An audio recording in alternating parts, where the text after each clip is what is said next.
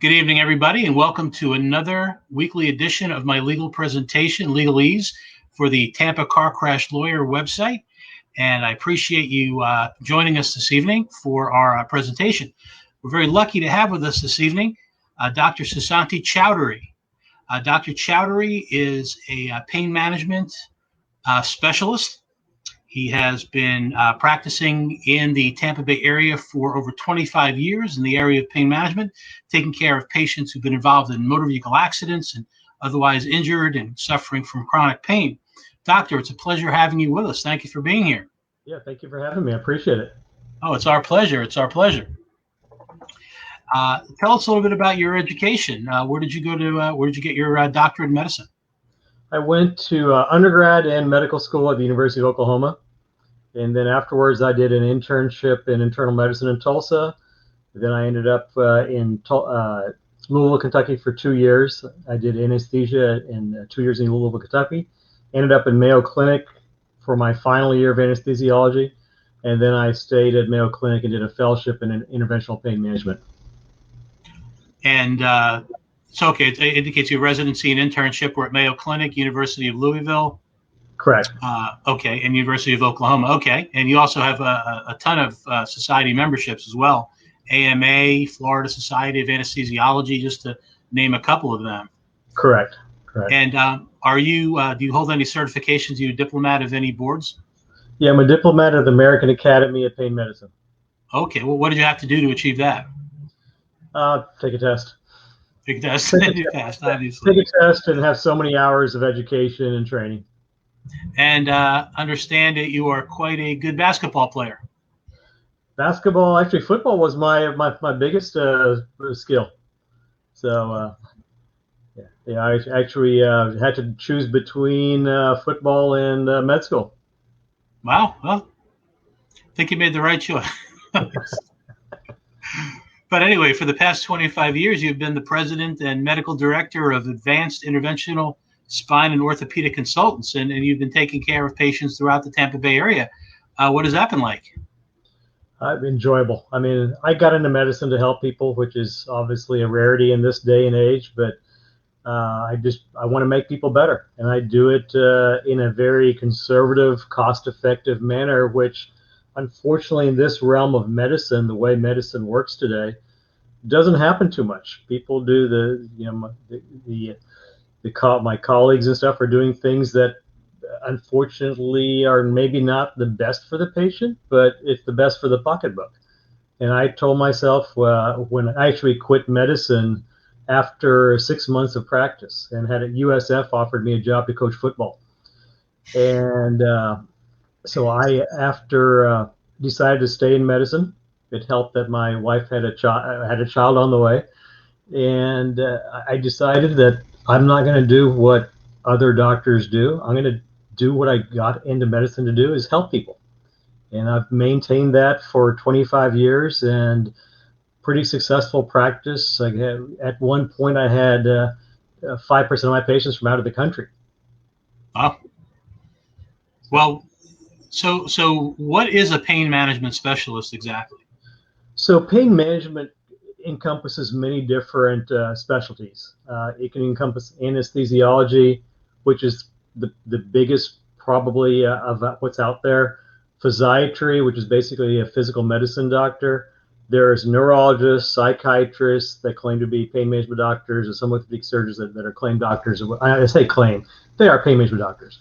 But as far as training goes, the best training for pain management doctors are anesthesiology is number one, and physiatry is a close number two. And you started as an anesthesiologist. I have, yes. In your practice. Correct. And so what attracted you to that field? Well, so interesting enough, I was, as an anesthesiologist, I didn't feel like I was making a difference. CRNAs do anesthesia. Now, actually, as of a few years ago, anesthesia assistants do anesthesiology. And so you're talking about a person with a college degree and 2 years afterwards, and that's it. And they're anesthesia assistants, and they did the same thing I did.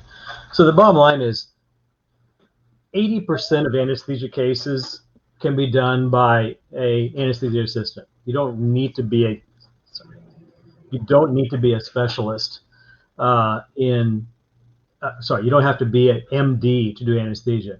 And probably half the cases going on nowadays around the country, as far as anesthesiology, are not done by medical doctors. They're done by either CRNAs or anesthesia assistants. And I felt like I wasn't making a difference. And so that's why I switched from anesthesiology and decided to do a fellowship. And I can actually remember the day I did it. There was a patient that had cancer, throat cancer, and he had burning pain to his face. He'd been to lots of doctors all over the country, and no one could figure out what was going wrong with him. And so I saw him. I thought, oh, you have reflex lymphodystrophy, and let me do an injection, and this is going to be a diagnostic injection to see if this is what your problem is. So I did the injection. I went to dictated my report. I came back, and this guy's hitting himself with his hand on the face. I'm like, sir. I grabbed him. I said, grabbed his arm. I said, what are you doing? He said, for the first time in 6 months, I can touch my face. And this guy had a full beard because he couldn't shave because it hurt too much. He hurt too much to shave. And so after seeing that and making a difference, seeing what I did to this guy, and he was crying. He was elated that he could actually touch his face and it didn't hurt. And so I saw him a couple of days later. He was clean shaven. His pain was gone. Now, obviously, what the injection I did wasn't a permanent solution, but at least he saw that there was hope. And that's when I switched from being an anesthesiologist to deciding I want to do a fellowship in pain management.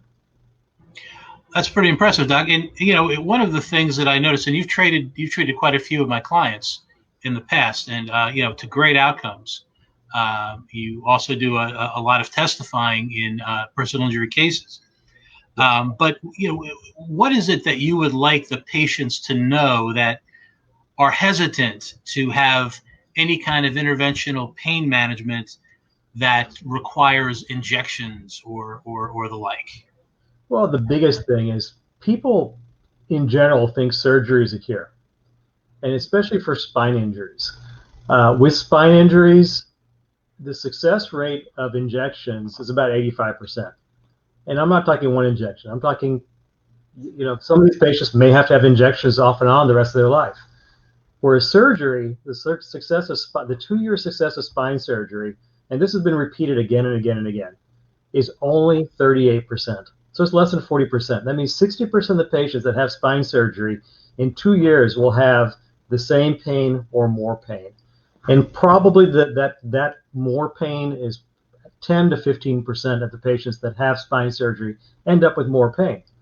So do you want to do an injection that has an 85% chance of helping you and a 1.25 million chance of making you worse versus a surgery that has a 38 to 40% chance of helping you and a 60% chance of not helping you and a 10 to 15% chance of making you worse?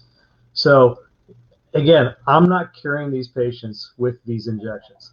I am managing their pain, and some patients obviously get better. The majority of patients are going to likely need injections off and on the rest of their life. Well, and that's really the thing, because the patients seem to kind of fear having injections. They just think that they're going to be stuck with needles and so forth. They don't understand the process involved. But how do you administer an injection? I know you give a series of different types of injections. You have occipital blocks, sacroiliac joint injections, epidural steroid injections. How do you make sure that injection is delivered right to where it should be delivered to?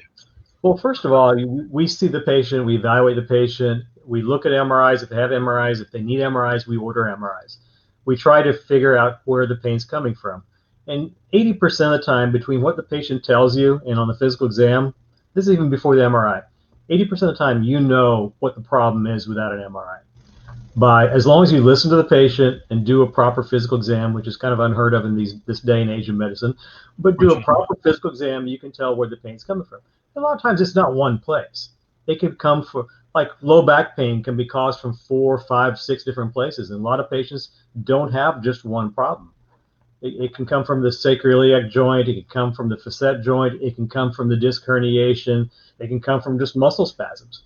So I try to, on physical exam, try to narrow down where the pain's coming from. And the purpose of getting an MRI is really to confirm where I think it's coming from. And again, it may not be one spot. So I tell patients sometimes that, your pain is coming from a couple different spots. You have this, this, this, and this.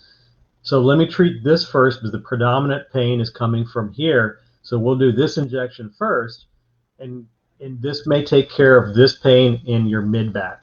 And the pain going down your leg, that's more of a sciatica. You might need an epidural injection for that.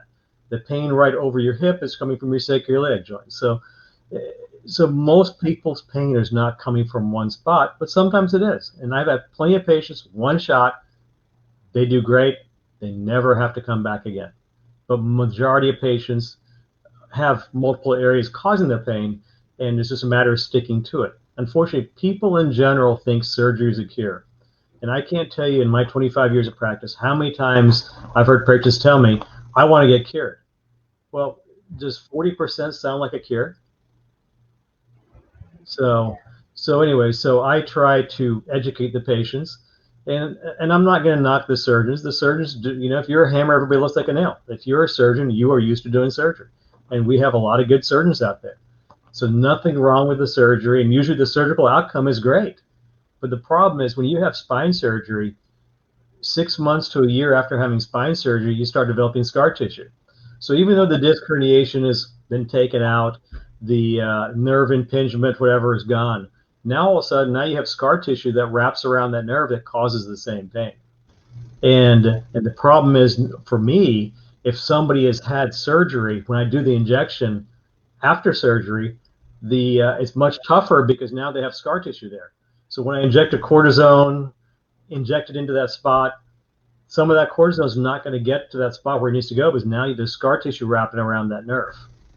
And so it's better for patients to, I think any patient should have injections before ever having surgery, unless they have neurologic symptoms where they're having a foot drop, or have trouble moving, or as far as the arms are concerned, if they're dropping things from their arm. Those patients, I mean, I'll still tell those patients, all right, you need to go see a surgeon. You need to have surgery scheduled. I can do the injections. If you get better, great. But if you don't get better, the longer you have a permanent nerve, the longer you have a nerve damage, the more likely that nerve damage is going to be permanent. But the thing with herniated disc, most patients don't have nerve damage. It's nerve irritation. And that's where injections come in, because it makes the irritation better. And in the injections as well, they also just put the body, it seems, in more of a state of ease. It helps the natural process of healing too a lot more, doesn't it? Absolutely, absolutely. So by doing the injections, you're relieving the pain, and the body's natural mechanism for an injury is muscle spasms. So what's happening is you have a spine that is, my camera's backwards. So if you have a muscle spasm, if there's a disc between these two hands, and you have a muscle spasm, it's pushing those discs together and squeeze. If there's a herniation, it's squeezing more gel out. So by doing injection and relieving the pain, relieving the muscle spasms, there's less gel leaking out of that disc, and that gel is what causes irritation, inflammation, spasms. So the goal is to decrease the inflammation, swelling, and spasms, and hopefully the body can heal itself. Now, typically the herniation will never go away. Now, I've had plenty of patients that get the injection, the herniation's gone. But we're talking maybe 10%. But as far as the patient's getting better, the body walls off that herniation, and the pain ends up getting better. So that, again, that's the goal. And is it going to be a permanent cure? No, it can be. But more likely than not, those patients will have to require injections off and on, potentially the rest of their life. But again, the risk of the injection is 1 in a quarter million versus 1 in 10 for the risk of surgery. We had a pretty amazing outcome in a case that you and I had one time. You were seeing a client of mine, and this client had a very bad cervical MRI read. In fact, it was extruded disc material that was actually sequestered disc material. It's separate from the disc itself, and over a period after you'd done injections, apparently then the patient didn't require any more pain management, didn't require surgery, and then had MRIs a couple of years later, and that actually was amazing that that sequestered disc material actually disappeared. Yeah, yeah, and the body can do amazing things. The body that sequestered disc eventually the body just basically absorbed it. So that bit of material, that was pretty amazing. So as far as what one can expect, as far as suitability of something like an injection versus a surgery, even an epidural injection, as opposed to, but let's talk about that. What's the difference between an epidural and, say, a nerve block or a facet injection? So an epidural is actually considered a nerve block. So the difference between an epidural injection and a facet injection is the facet injection is, and unfortunately I don't think I have a mannequin here. The facet injection is on the outside of the spine.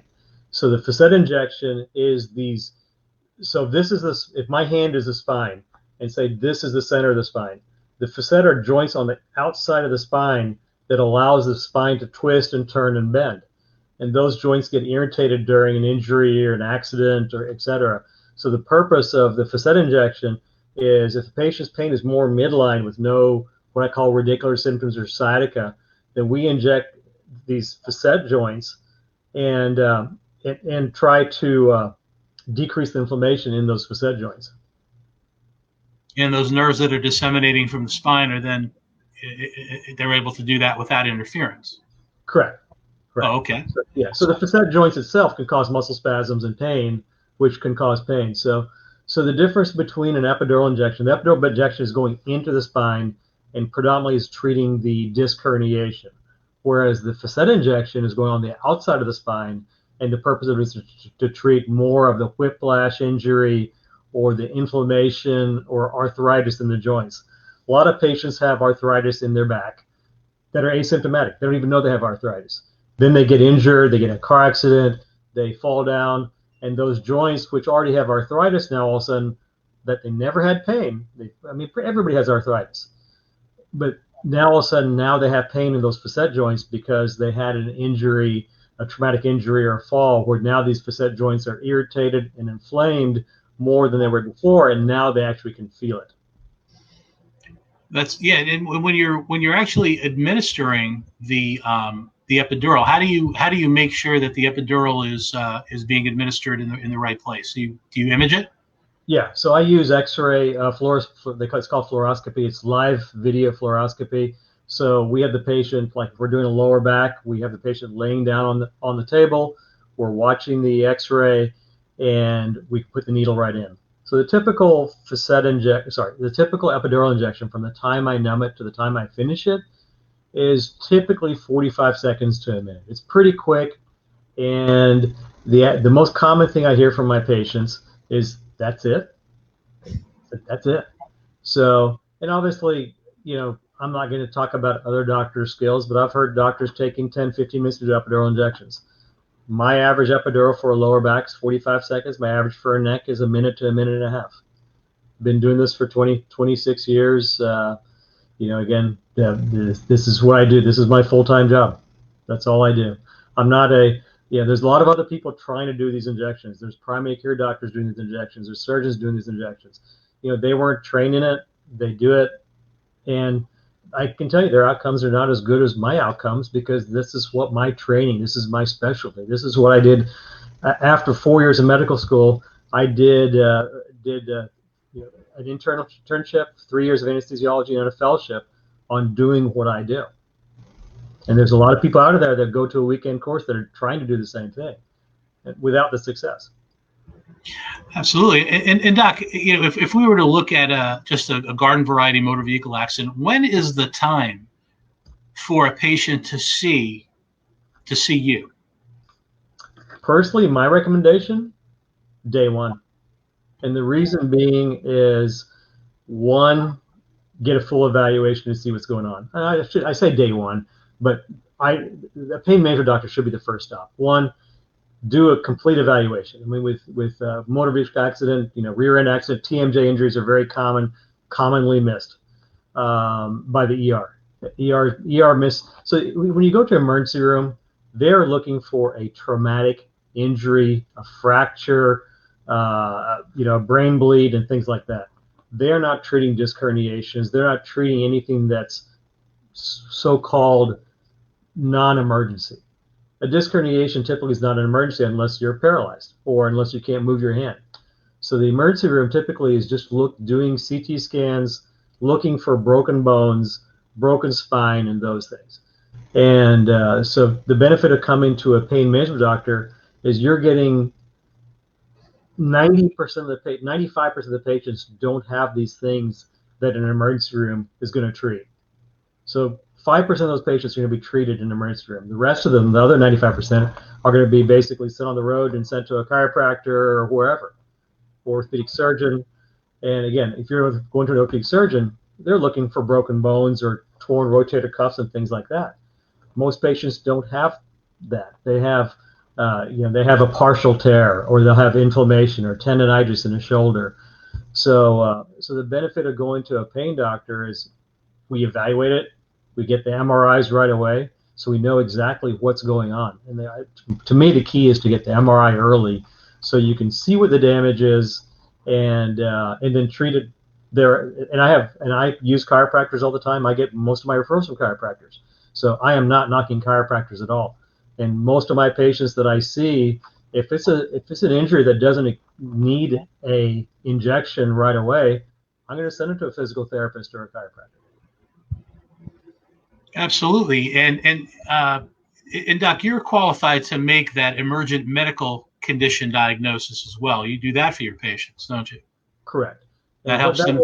Yeah. So it's called an EMC. It's I mean, I don't know what the best way to say this without being rude, but it's basically the insurance company's way of ripping off the patients, because you're paying for $10,000 in PIP. If you don't see a medical doctor within 14 days, then you just lost $7,500 in treatment. You only have the $2,500. And that might change January 1st. I don't know. Depends what happens with this new congressional state Congress ruling. So I have no idea how DeSantis is going to vote on that. But so that'll change. Obviously, his signature can change everything. Yeah, we're all waiting with bated breath to see what he does with regard to that, because either way, it affects what we do. It affects our clients. The existence of no fault benefits in whether it be $2,500 or $10,000 with an EMC requirement or not, is definitely a significant factor in the way personal injury is addressed and what we do here in Florida. But now, as far as you mentioned, obviously there are several contrasts between the surgery and injection therapy, even an epidural injection. But what is like the difference in downtime for somebody that undergoes a surgery versus somebody that undergoes nerve blocks or facet injections? So typical downtime for an injection is that day. And I can tell you, when I went through it myself, I had the injection at 8:30 in the morning, and 9 o'clock I was in the office seeing patients. But obviously my job is not a very physical job. If you have a physical job, if you're in construction or doing heavy lifting, you need to take that day off. So it's the downtime for injections is basically that day. The downtime for surgery, 1 to 3 months. And Doc, healthcare being as ever changing a field as it is and constantly advancing in technologies, how do you keep up your knowledge, and how do you keep it current? Well, I keep myself abreast of anything that's going on, anything that's new that's going on. Obviously, the big buzzword right now in pain management and in healthcare, period, is stem cell. And stem cell is a bad word according to the FDA. It's a word we're not supposed to be using. But there's the success of regenerative therapy, which is the official term, is mind-boggling. And I can tell you, 85% of all orthopedic surgeons, all orthopedic surgeries, if the government ever approves regenerative therapy, will be gone. Will be gone. And it's known. And I just actually read an article this morning. The success rate of a hip surgery is 20%. Most people don't realize that. It's a 20% success rate for hip surgery for impingement, for hip impingement. That's it. But again, back to what I was talking about earlier with spine surgery, it's the same for hip surgery. People think surgery is a cure, and we need to get away from thinking that. And unfortunately, that's what's ingrained in our healthcare. Our healthcare is all about having surgery to go get cured.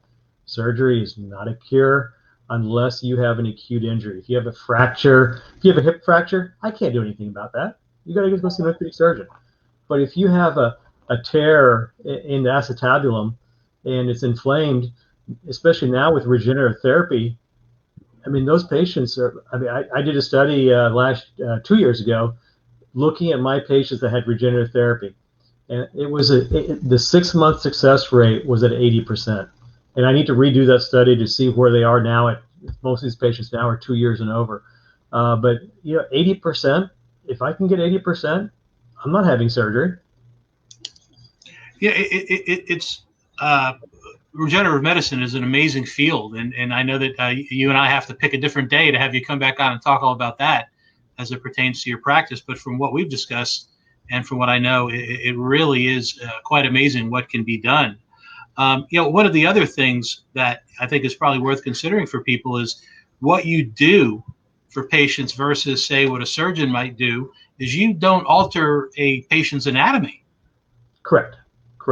Yeah, I mean, my purpose is to try to keep everything where it is, do the injection, let the body heal itself. My injection, again, decreases inflammation. I mean, as far as healing itself, that's true for steroids or steroid alternatives. There's alternatives to steroids. Some people are allergic to steroids, have bad reaction, or they're diabetics, they can't get steroids. But there are alternatives.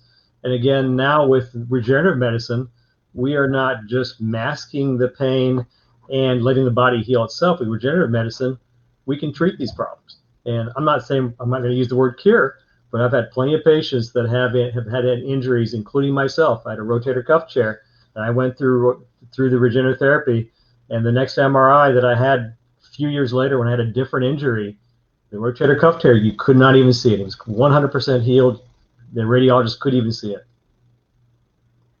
Well, and that's amazing. Now, you know that I'm biased in favor of automobile accident victims and slip and fall, premises liability, and injuries like that. Those are the ones that I see most often, and those are the patients that are my clients at CU. But what other patients would benefit from your services, both in the area of pain management and regenerative medicine, if you can give us an idea? Well, really, any traumatic acute injury. I mean, the weekend warriors, the sports, the athletes. I've taken care of several athletes over the years, football players, PGA golfers, and stuff like that. So any kind of traumatic acute injury, or even if you're gardening and you stand up and all of a sudden you have this pain going down in your back and going down your leg, that's an acute injury. Those are the patients that end up doing best in the long run, is to go to pain management early, get treated early. The earlier you get, I mean, studies have shown that the earlier you get injections, the better the outcome's going to be. Wow, Doc, that is great information, and thank you very much, and thank you for appearing on our show this evening. It really has been a pleasure and very, very informative. Thank you for having me. I appreciate it. Absolutely, and I'd love to have you back again to discuss regenerative medicine when we have a little more time. Yeah, that's a whole different subject that I can talk about for a long time. It's kind of voodoo in our industry because of the government and healthcare. Exactly. So. That's fascinating stuff, and I can't wait to talk about it. Well, folks, thank you very much for tuning in this evening to our show. Once again, we're very happy and lucky to have Dr. Chowdhury with us to share his wisdom and his experience and give us his recommendation. Please tune in with us again. We're going to have Dr. Chowdhury back in a little bit, and he's going to talk about regenerative medicine. It's going to be a fascinating field. So, folks, if you liked what you heard this evening, please smash that like button, comment, share with other people, and remember, ask me questions, and your questions and your criticisms are welcome. I base entire segments on questions that are asked by my viewing audience. But, folks, thank you very much for tuning in. Again, Dr. Chowdhury, thank you for being here with us, and good luck with everything you do. Thank you again. Appreciate it. You're very welcome. Have a great evening, folks. All right, bye-bye.